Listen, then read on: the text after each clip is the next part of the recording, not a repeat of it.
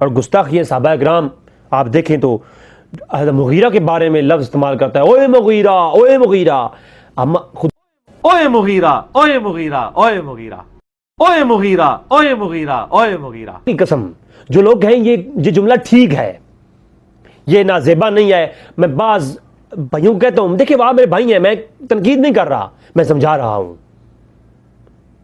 جو میرے صاحب کے ماننے والے ہیں میں تو صاحب کہتا ہوں، میں تو عزت کے ساتھ نام لیتا ہوں، تو میں صرف اتنا کہتا ہوں اگر آپ کہتے ہیں یہ جملہ ٹھیک ہے، آپ اپنے بڑے بھائی کو، بڑے بھائی کا نام آپ ذرا سا کہہ کے دکھائیں مجھے، آپ بڑے بھائی کا نام آپ اپنے باپ کو ایسے کہہ کے پکاریں، آپ خدا کی قسم آپ کے باپ آپ کے منہ توڑ دے گا، آپ کو تمیز نہیں ہے باپ سے بات کرنے کی، باپ کی ایک ایسا شخص ایک استاد آپ کا ہو، اور صحابہ کرام ہمارے روحانی استاذ ہیں جن سے ہمیں حدیثیں ملی ہیں، ہمیں دین ہمارا ملا تو دین سارا کہاں سے ملا ہے؟ کیا یہ علمی کتابی کہنے والے حضرات پہ پاس کتابیں آئی تھیں؟ نہیں، بابے آئے تھے، بابی نہ میں بابی، میں ہوں مسلم علمی کتابی، نام آئے تھے، سب سے پہلے بابے ہیں پھر کتابیں ہیں، جب کتابیں نہیں بھی تھی تو بابے تھے۔ یہ کہاں سے یہ میرے بھائیوں آپ لوگوں نے لیا ہے یہ عقیدہ کہ بابوں کا خدا اور ہے اور کتابوں کا اور، تو کتابیں پڑھو بابوں سے بچو، یہ کہاں سے کس طریقے سے؟ ہمارا تو دین چلا ہی بابوں سے ہے، اسلام کی اولین میں تو کوئی کتاب تھی ہی نہیں میرے بھائی، قرآن بھی تو لکھا ہوا کھالوں پہ ملتا تھا، لوگ حافظ تھے، سارا بابوں سے صحابہ کرام سے میں ملا ہے، قرآن بھی اور حدیث بھی، حضور کے فرمان بھی۔ آپ کہیں جی کہ بابوں کا دین اور کتابوں کا اور پھر آپ اپنے باپ کو اس طرح مغیرہ اوے مغیرہ کہہ کے نہیں پکار سکتے، آپ اپنے باپ کے بارے میں یہ نہیں کہہ سکتے کہ جناب ہمارا باپ شراب پیتا تھا۔ اب وہ روایت جو پیش کی جاتی ہے امیر معاویہ رضی اللہ تعالیٰ کے متعلق کہ وہ صحابی رسول امیر معاویہ کے پاس آئے تو کہا کہ کیا رسول اللہ علیہ وسلم نے سونا پہننے سے منع نہیں کیا تھا؟ کہا کیا تھا۔ کیا شراب پینے سے منع نہیں کیا تھا؟ کیا تھا۔ اے معاویہ میں نے تمہارے گھر میں وہ چیزیں دیکھی ہیں۔ اب شعیب ارنوت نے یہ جو ہے اس کو ضعیف کہا ہے لیکن وہ پیش نہیں کیا، پھر اس روایت کو بھی مس کوٹ کیا صرف صحابہ کرام پہ تنقید کے لیے۔ انشاءاللہ اگلی ایپیسوڈ میں امیر معاویہ کی دفاع میں وہ چیز آئے گی۔ اچھا تو یہاں پر بھی آپ دیکھیں کہ اوے مغیرہ کے لفظ، اور پھر اللہ کے ذکر لیے کہا کہ یہ تم کرتے ہو اللہ اللہ اللہ، یہ کہیں تصوف کی دنیا میں لوگ اللہ اللہ کر کے ایک ذکر کرتے ہیں، تو کہتا ہے یہ ذکر اللہ اللہ کرنا یہ کیا ہے؟ یہ فضول ہے، یہ تو محمل جملہ ہے، یہ کمپلیٹ ہی نہیں ہے، یہ تو نام ہے صرف، تو یہ محمل جملہ ہوگا، اس جملے کی کوئی اہمیت ہی نہیں ہوگی۔ اللہ اللہ اللہ اس کا کیا مطلب ہے؟ اس کا مطلب یہ ہے اللہ اللہ اللہ، تو یہ محمل جملہ ہوگا، اس جملے کی کوئی اہمیت نہیں ہوگی۔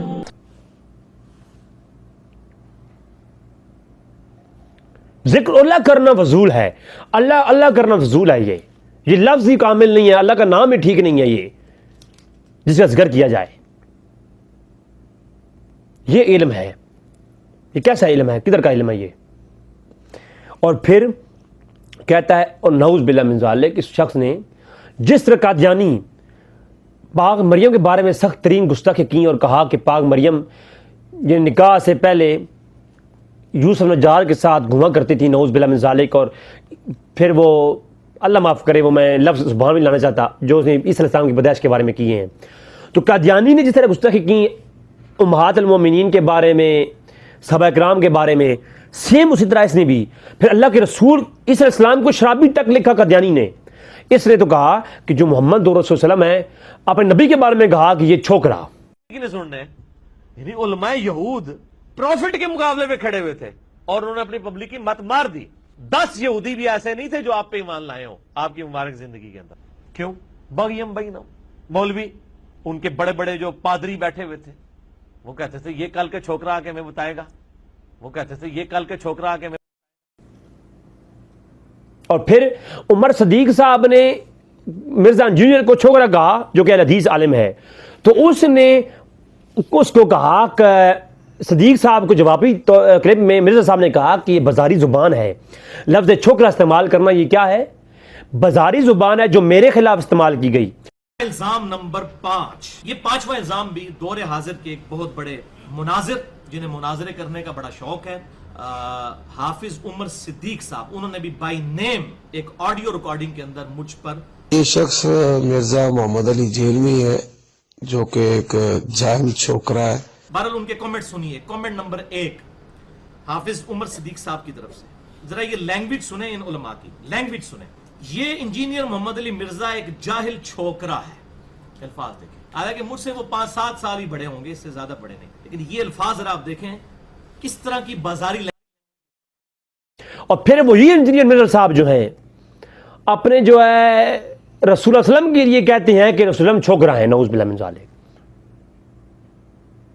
अब रसूल सल्लम के लिए लफ्ज़ का इस्तेमाल करने पर बाजारी जुबान याद नहीं, हाँ उनके लिए कहा जाए तो गलत है। इसीलिए मैं कहता हूं इंजीनियर मिर्जा साहब के मानने वाले हज़रात से हमारी आपसे क्या दुश्मनी है? क्या दुश्मनी है आपसे मेरी? मैं कुछ चंदे लेता हूं किसी से?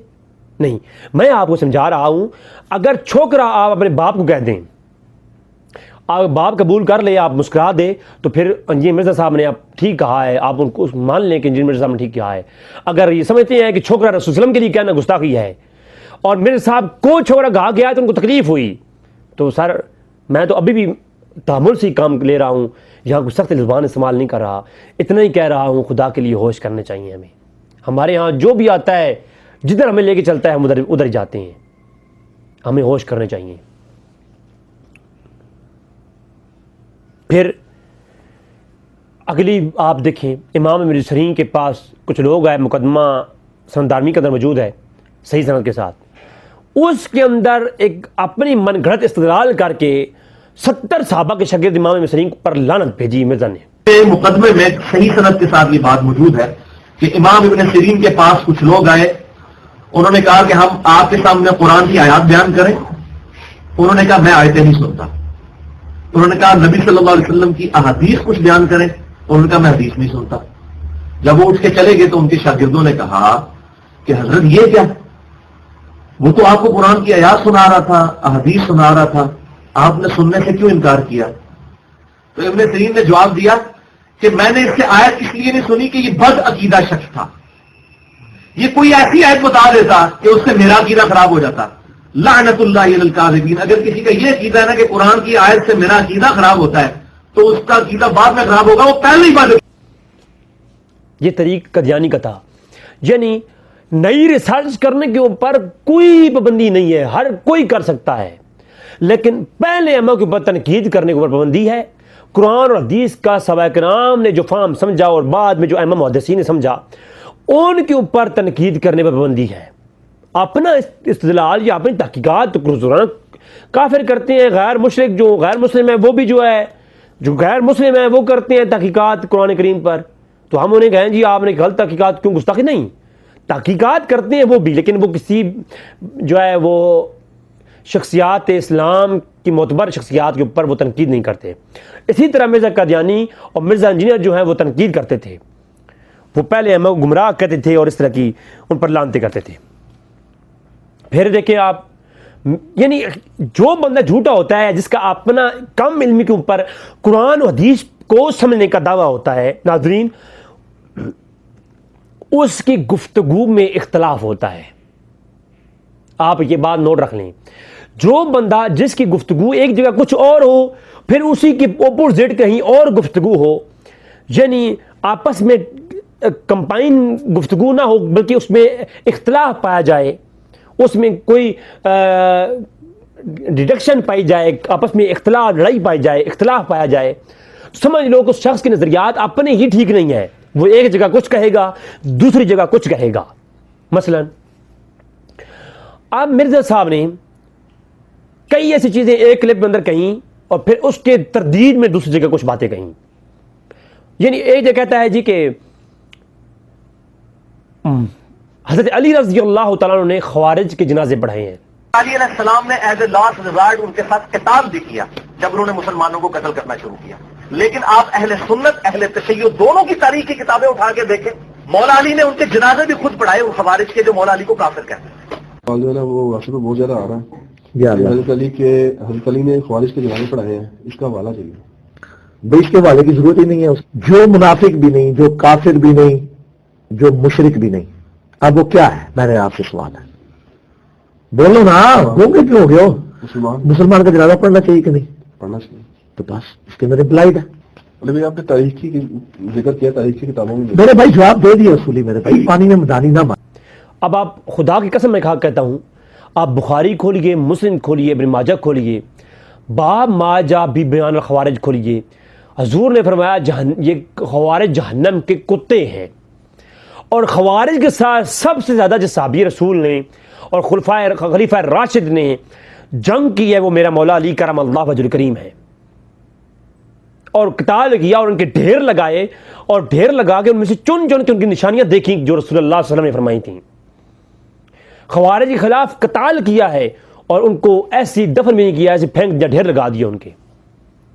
तो क्या वो मौला अली जिनके बारे में हुजूर ने फरमाया ने कौम आद और समूद की तरह काट डालो, ये खवारिज इस जमीन आसमान की नीचे सबसे बदतरीन मखलूक हैं, ये जहन्नम के कुत्ते हैं, तो उन खवारिज के जनाजे क्या तली बढ़ाएंगे?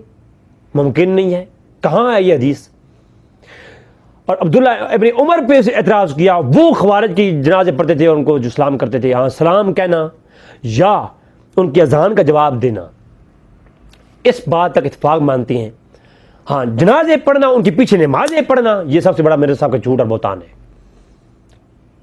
मैं बड़ा फ़कीर सा बंदा हूँ, कभी चैलेंज नहीं करता, दावे नहीं करता, लेकिन मैं दावा करता हूँ, मैं चैलेंज करता हूँ, किसी रवायत से ये दिखा दें इब्न उमर ने अली ने खवारिज के पीछे नमाजें पढ़ी हों या उनके जनाजे पढ़ाए हों।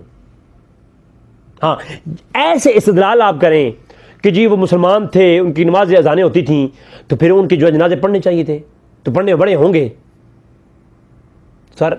फिर आप मुनाफिकीन के बारे में कुरान में क्या पढ़ा है?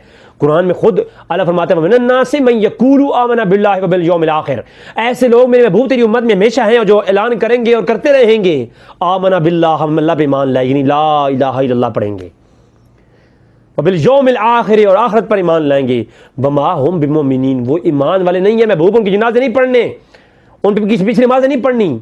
मस्जिद ज़रार के नाम से पूरी मस्जिद गिरवा दी। और कुरान में तो आयत नाज़िल हुई, ला तअतज़िलू क़द कफ़रतुम बअद ईमानिकुम, सूरह तौबा के अंदर फरमाया महबूब ये ईमान लाने के बाद वो लोग हैं जो काफिर हो चुकी हैं, बेशक कलमा पढ़ती हैं, आखिरत का ऐलान करती हैं, आखिरत पर ईमान रखती हैं, महबूब वो ईमान वाले नहीं हैं। अच्छा अब यहां पर अगली बात,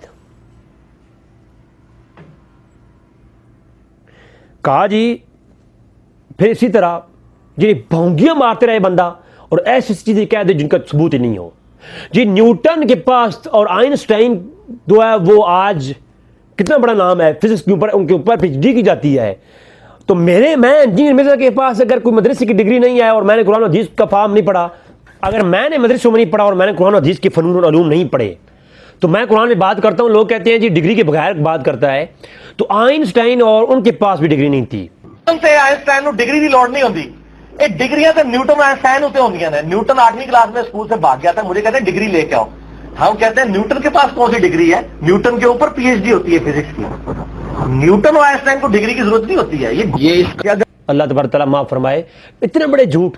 देखिए आपने नहीं पढ़ा, आप तहकीक कर रहे हैं तो करें।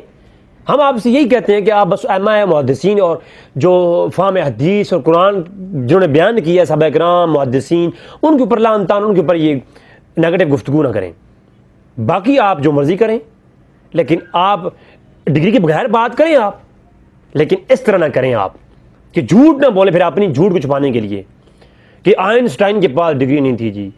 हालांकि आइंस्टाइन जो था वो पीएचडी उसने की हुई थी और न्यूटन जो है उसने मास्टर किया हुआ था, अपनी फील्ड के अंदर वो मास्टर थे। आप इस्लामी फील्ड है आपकी, आप इंजीनियर हैं तो इंजीनियर की फील्ड पर आप मास्टर हैं, आप इस्लामिक उलूम के ऊपर मास्टर आपने नहीं किया हुआ। न्यूटन और आइंस्टाइन तुमसे बेहतर थे, वो इसलिए कि उन्होंने अपनी फील्ड के अलावा किसी और फील्ड में पंगा नहीं लिया, और आप अपनी फील्ड को छोड़ करके, इंजीनियर की फील्ड को छोड़ करके आप उस दूसरी फील्ड के अंदर कदम रख के उसके अंदर आपने एक नया ड्रामा शुरू किया हुआ है।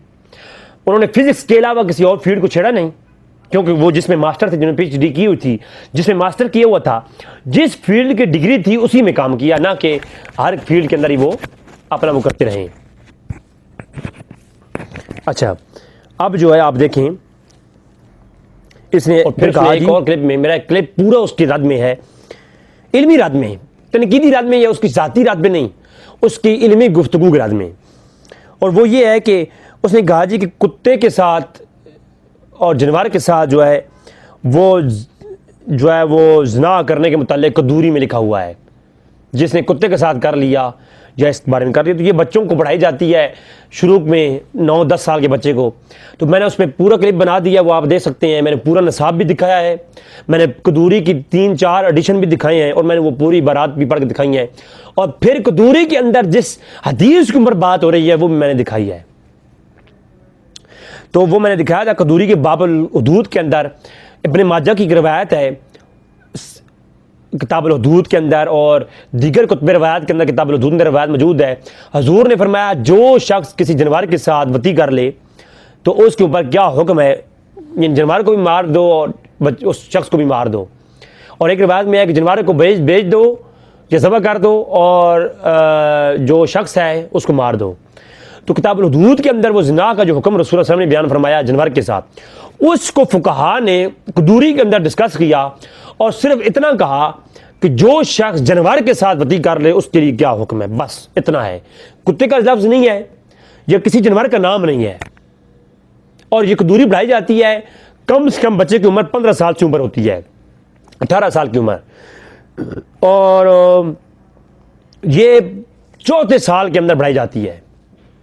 یہ چوتھے کے بعد کے سال مختلف مدارس میں مختلف شیڈول ہوتے ہیں. تو 4 سال یعنی پہلے 3 سال بیسک علوم پڑھنے کے بعد پڑھائی جاتی ہے. اور یہ کہتے ہیں جی کہ یہ بھی بہت بڑا جھوٹ تھا جو آپ کے سامنے میں نے رکھ دیا. یعنی کہنے کا مطلب یہ ہے کہ قادیانی بھی اس طرح کرتا تھا اور مرزا انجینئر بھی یہی کرتا ہے. یعنی کہیں کچھ کہہ رہا ہوتا ہے کہیں کچھ کہہ رہا ہوتا ہے. پھر کہتا ہے جی کتے کو اٹھا کر نماز پڑھنا یہ جو ہے حنفیوں نے لکھا ہے کہ جائز ہے، نہیں ہوتی. کتے کو نماز پڑھنا جو ہو جاتی ہے، اور بچے کو اٹھا کے پڑھنا نماز نہیں ہوتی.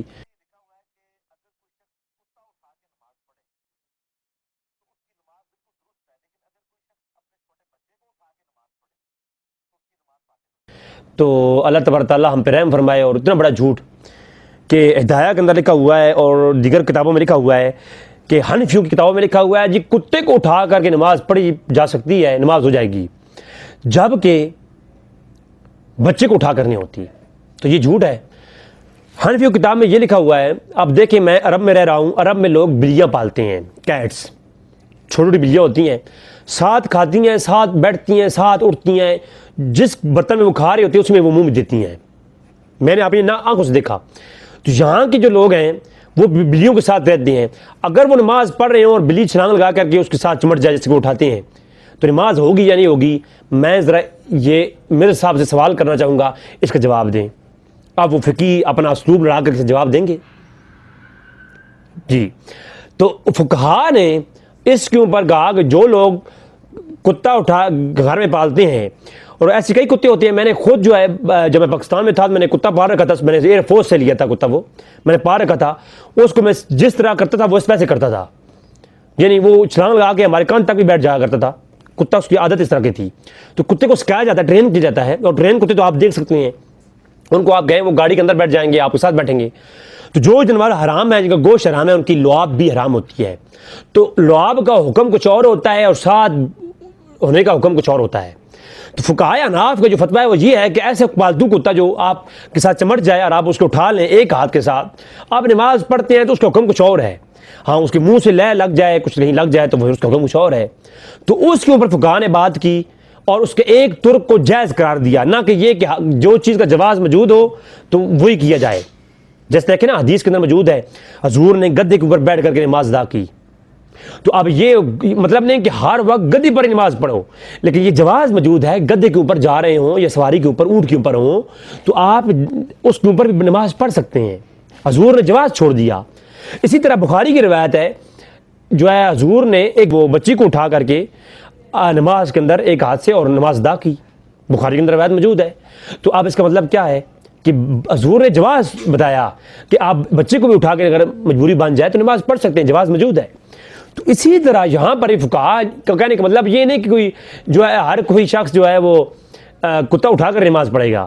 بلکہ یہ ہے کسی نے پال رکھا ہو اور اس کے ساتھ اگر کتا چمٹ جائے اور وہ نماز ادا کرے تو نماز ہوگی یا نہیں ہوگی؟ تو اس سے جواز یہ ہے اگر لعاب اور اس کا منہ کا کوئی چیز نہیں لگی اور کتے کے بال بھی خشک تھے تو پالتو کتا ہے تو نماز ہو جائے گی. تو یہ فقہا کا مسئلہ تھا جو جاہل انسانوں کو سمجھ نہیں آتا اور اس کے اوپر یہ اعتراض کرتے ہیں. اور جس طرح میں نے بتایا کہ رسول اللہ علیہ وسلم نے بچی کو اٹھا کر نماز پڑھی تو اسی طرح جو ہے نا جناب نے یہ کہا کہ جوتی الٹی کر ہونے کے متعلق بہت بڑا جھوٹ بولا. یہ جوتا الٹا ہو تو لوگ سمجھتے ہیں کہ یہ گناہ ہے اور کوئی بدشگنی ہے، فوراً اس کو سیدھا کرنے بھاگ جاتے ہیں. اس میں کوئی منطق یہ پرانے لوگ سمجھتے تھے، اب تو الیاس قادری صاحب کا باقاعدہ کلپ آیا کہ اگر جوتی الٹی ہو تو اس کو سیدھا نہیں کرنا چاہیے. جی اگر چپل الٹی ہو جائے تو پھر کیا جھگڑا ہوتا ہے؟ جھگڑا تو نہیں کہیں پڑا، استعمال شدہ چپل جو ہے وہ اگر الٹا پڑا ہو تو اس کو سیدھا کر دینا آپ نے یہ چاہیے. کہا اور آپ میں چیلنج اور دعویٰ کرتا ہوں روئے کنال میں جتنے بھی عالم موجود ہیں اہل سنت کے، دیوبندیوں کے، جو ہے شیعہ کے، ان کے سارے کلپس اکٹھے کریں. پوری زندگی کی ویڈیوز کے اندر اتنے جھوٹ کسی عالم نے نہیں بولے ہوں گے جنہیں میرے سامنے بول رکھے ہیں. آپ خود اندازہ کر لیں یہ کیسے عالم اور محقق ہیں کہ پورے عالم جس کو آپ سب سے برا سمجھتے ہیں اس کی کلپ اٹھائیے. آپ اتنے جھوٹ نہیں ملیں گے آپ کو میرے ساتھ. اور صراحتاً جھوٹ کہتے ہیں الیاس قادری صاحب نے کہا ہے کہ جوتی الٹی ہو تو سیدھا سیدھا نہ کریں، الٹی پڑی رہے. حالانکہ الیاس قادری صاحب نے یہ نہیں کہا، انہوں نے یہ کہا ہے جوتا الٹا ہو، جب الٹا پڑا ہوا ہو جوتا استعمال شدہ تو اس کو سیدھا کر دینا چاہیے.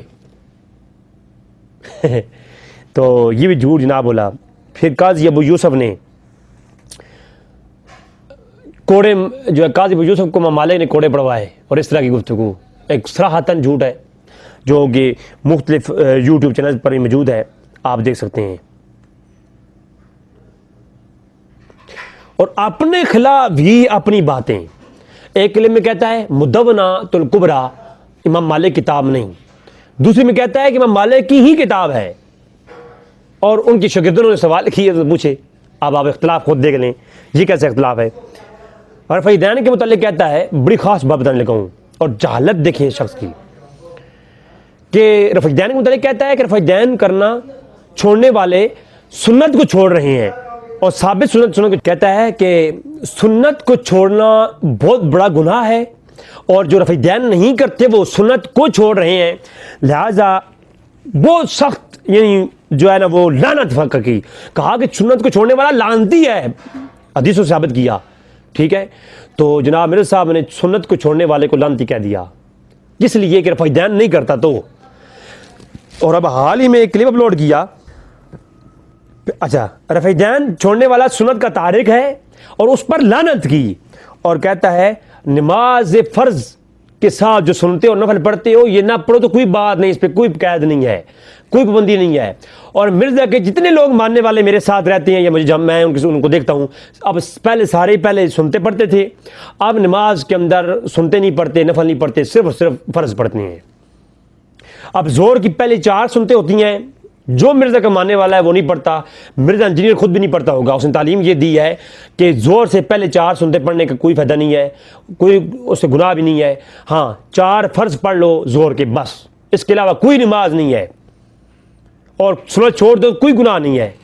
حالانکہ رفع دین چھوڑنے پر کیا کہا تھا کہ وہ سنت ہے، اس چھوڑنے والا لعنتی ہے.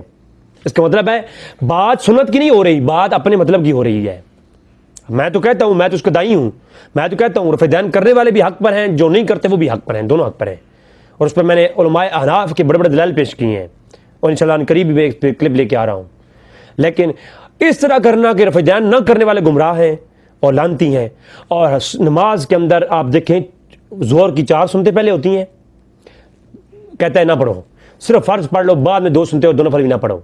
فجر کی 2 سنتے پہلے ہیں، کہتے ہیں نہ پڑھو، بس فجر کی نفل فرض پڑھ لو بس. یعنی ہر نماز کے فرض کہتا ہے وہ پڑھو، باقی کچھ نہ پڑھو. اب مرزا انجینئر صاحب کے آپ خود ہی سوال کر سکتے ہیں یہ. تو ناظرین یہ میں نے آپ کے سامنے ایک آئینہ رکھا جس کے اوپر آپ امید ہے کہ سمجھ گئے ہوں گے کہ مرزا قادیانی اور مرزا انجینئر میں کیا مماثلت ہے. اس کے اوپر میرے بہت سارے کلپ آ چکے ہیں، وہ بھی آپ دیکھ سکتے ہیں. آپ کی دعاؤں کو طالب آپ کا اپنا بھائی رضی بھائی. السلام علیکم ورحمۃ اللہ وبرکاتہ.